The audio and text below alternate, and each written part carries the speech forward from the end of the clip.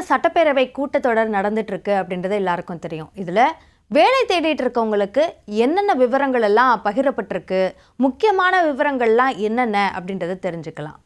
தமிழ்நாட்டில் ஒட்டுமொத்தமாக 3 லட்சம் அரசு பணிகள் காலியாக இருந்தது அப்படின்ற ஒரு முக்கியமான விவரத்தை அமைச்சர் செங்கோட்டையன் பகிர்ந்திருக்கிறார்.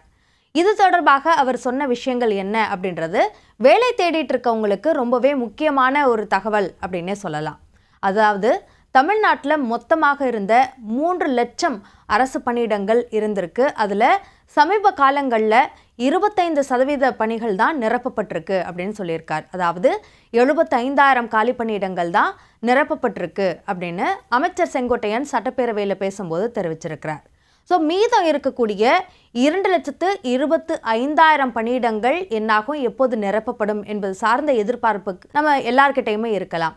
அது தொடர்பான ஒரு முக்கியமான தகவலையும் அவர் பகிர்ந்திருக்கிறார். அது என்னன்னா, அடுத்த 3 ஆண்டுகளில் இந்த 2,25,000 பணியிடங்கள் நிரப்பப்படும் அப்படின்னு சொல்லியிருக்கிறார்.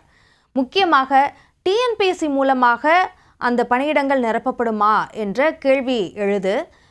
அந்த அரசு சார்ந்த அரசு பொதுத்துறை நிறுவனங்களில் இருக்கக்கூடிய பணியிடங்களும் டிஎன்பிஎஸ்சி மூலமாகவே நிரப்பப்படும் என்பதற்கான அரசாணை திமுக ஆட்சி காலத்தில் வெளியிடப்பட்டிருந்தது. அதன் அடிப்படையில் டிஎன்பிஎஸ்சி மூலமாக பெருவாரியான பணியிடங்கள் நிரப்பப்படும் அப்படின்னு எதிர்பார்க்கப்படுது.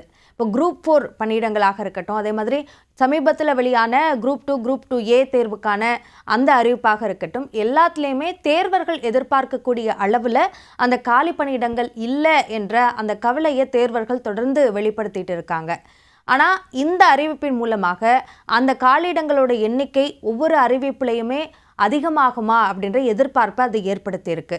ஸோ எனவே இந்த காலி பணியிடங்கள், இந்த 2,25,000 பணியிடங்களும் இந்த 3 ஆண்டுகளில் நிரப்பப்படும் அப்படின்ற அந்த உத்தரவாதத்தை அரசு நிறைவேற்றுமையானால் ஒவ்வொரு அறிவிப்பிலும் அந்த காலி பணியிடங்களுடைய எண்ணிக்கை அதிகரிப்பதற்கான வாய்ப்பு அதிகமாகவே இருக்குது.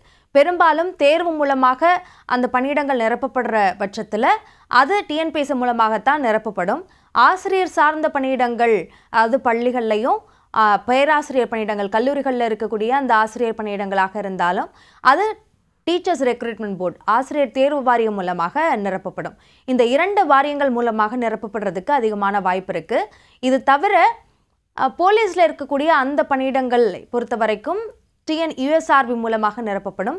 மருத்துவத்துறையில் இருக்கக்கூடிய பணியிடங்களை பொறுத்த வரைக்கும் எம்எஸ்ஆர்பி மூலமாக நிரப்பப்படும். ஸோ இந்தந்த வாரியங்கள் மூலமாகத்தான் தேர்வு நடத்தி அந்த பணியிடங்கள் நிரப்பப்படுவதற்கான வழிமுறைகள் பின்பற்றப்பட்டுட்டு இருக்கு. எனவே இந்த வாரியங்களில் அதிகமான அறிவிப்புகள் வெளியாகும் அப்படின்னு எதிர்பார்க்கப்படுது.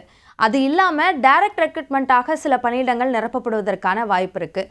அது தொடர்பாகவும் ஒரு முக்கியமான அறிவிப்பு வெளியாக இருக்குது. அதாவது ஊராட்சி செயலாளர், பஞ்சாயத்துகளில் இருக்கக்கூடிய செக்ரட்டரி போஸ்ட், அதை நிரப்புறதுக்கான முயற்சிகள் விரைவுபடுத்தப்படும் அப்படின்னு அமைச்சர் ஆனந்த் அறிவிச்சிருக்கிறார். தமிழ்நாடு ரூரல் டெவலப்மெண்ட் அந்த துறையுடைய வெப்சைட் மூலமாக இந்த பணியிடங்களை நிரப்புறதுக்கான அறிவிப்பு வெளியாகும் அப்படின்னு சொல்லப்பட்டிருக்கு. அது விரைவுபடுத்தப்படும் அப்படின்னும் சொல்லியிருக்காங்க. எனவே அதற்கான அறிவிப்பு இந்த பஞ்சாயத்து செக்ரட்டரி இந்த போஸ்ட்டை பொறுத்த வரைக்கும் அந்தந்த மாவட்டத்தில் இருக்கக்கூடிய மாவட்ட ஆட்சியர், அதற்கு கீழ் இருக்கக்கூடிய ஊராட்சிகளில் எவ்வளவு செயலாளர் பணியிடங்கள் இருக்குது என்பதற்கான அறிவிப்பை வெளியிட்டு அந்த பணியிடங்களில் நிரப்புவார் அப்படின்னு சொல்லப்படும். பொதுவாக இப்படியான டைரக்ட் ரெக்ரூட்மெண்ட் மூலமாக நிரப்பப்படுற பணியிடங்கள் அதுக்கு அதிகமான லஞ்சம் கொடுக்க வேண்டிய தேவை இருக்குது அப்படின்ற புகார்களை, இது தொடர்பான வீடியோக்களை நம்ம வெளியிடும்போது அதில் தேர்வர்கள் வந்து சொல்கிறத பார்க்க முடியுது. அதே மாதிரியான ஒரு முறை நீடிக்காமல் இருப்பதற்கான முயற்சியை நாங்கள் மேற்கொள்கிறோம் அப்படின்னு ஏற்கனவே அரசு தரப்பிலிருந்து சொல்லப்பட்டாலும், இப்போ இருக்கக்கூடிய புதிய அரசை பொறுத்த வரைக்கும் லஞ்சம் லாவணியம் இல்லாத எல்லா நடைமுறைகளையும் விரைவுபடுத்துவோம், வெளிப்படைத்தன்மையோடு நடத்துவோம் என்ற அந்த உத்தரவாதத்தை கொடுத்துருக்காங்க. ஸோ அந்த அடிப்படையில் இது நடக்குமா என்ற எதிர்பார்ப்பும் தேர்வர்கள் மத்தியிலே ஏற்பட்டிருக்கு. அடுத்ததாக ரொம்ப முக்கியமான ஒரு துறையை பற்றி நம்ம பார்க்க போகிறோம், மின்சார வாரியம். மின்சாரத்துறையில் அதிகமான காலி பணியிடங்கள் இருக்குது என்பதை இந்த அரசு பொறுப்பேற்றதிலிருந்து, மின்சாரத்துறையினுடைய அமைச்சராக நிர்மல்குமார் பொறுப்பேற்றதிலிருந்து தொடர்ந்து சொல்லிட்டு இருக்கிறத பார்க்க முடியுது.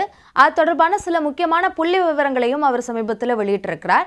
இந்த மானிய கோரிக்கை மீதான அந்த விவாதத்தின் போதும் அது தொடர்பான புள்ளி விவரங்களை வெளியிட்டிருக்காருங்க. அந்த அடிப்படையில் மின்சார வாரியத்தில் மொத்தமாக இருக்கிற 1,40,000 பணியிடங்களில் 74,000 பணியாளர்கள் தான் இப்போ பணியில் இருக்கிறாங்க அப்படின்னு சொல்லப்பட்டிருக்கு. அதில் 65,921 பணியிடங்கள் காலியாக இருக்குது அப்படின்றத அந்த புள்ளி விவரத்தையும் அதிகாரப்பூர்வமாகவே வெளியிட்டிருக்காங்க.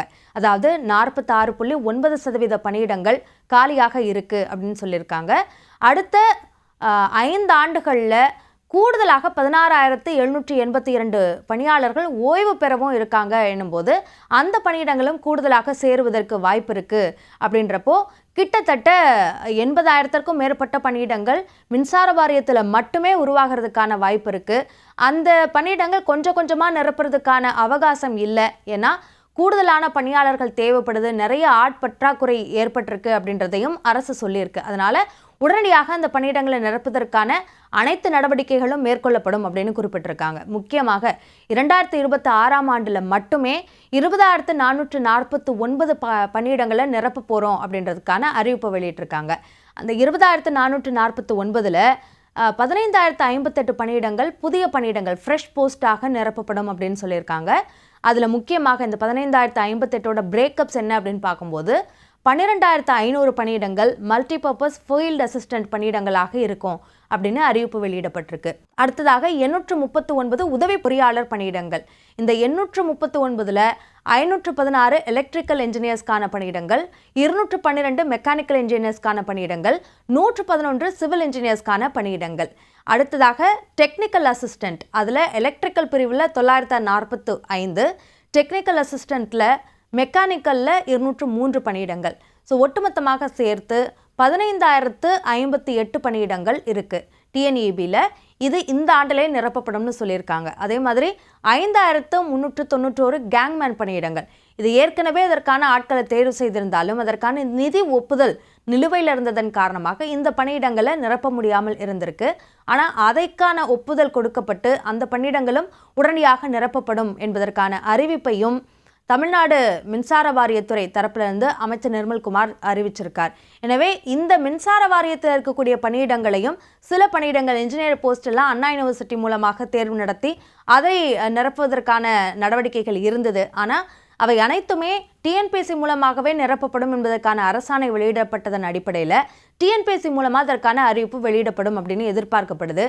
இப்போது பொதுவாக டிஎன்பிஎஸ்சியை பொறுத்த வரைக்கும் குரூப் 1, குரூப் 2, குரூப் 4 அதே மாதிரியாக மற்ற தேர்வுகள், அதாவது டெக்னிக்கல் போஸ்ட், நான் டெக்னிக்கல் போஸ்ட் அப்படின்னு ஒரு 7 வகையில் வகைப்படுத்தி அந்த அடிப்படையில் தான் தேர்வுகள் நடத்தி இந்த பணியிடங்கள் எல்லாம் நிரப்புறாங்க. ஸோ ஏற்கனவே இருக்கிற அந்த தேர்வுகளில் மர்ஜ் பண்ணி இந்த மின்சார வாரிய பணியிடங்கள் நிரப்பப்படுமா அல்லது மின்சார வாரிய பணியிடங்களுக்கென்று தனியாக ஒரு தேர்வுக்கான அறிவிப்பு வெளியாகுமா என்பதெல்லாம் மிகுந்த எதிர்பார்ப்பிற்கு உள்ளாக இருக்குது. ஸோ இந்த பணியிடங்கள் எல்லாமுமே உடனடியாக நிரப்பப்படும் அப்படின்றதுனால அதிகமான அரசு பணிகளுக்கான அறிவிப்பு வெளியாகும் என்ற எதிர்பார்ப்பு தேர்வர்கள் மத்தியில் உருவாயிருக்கு.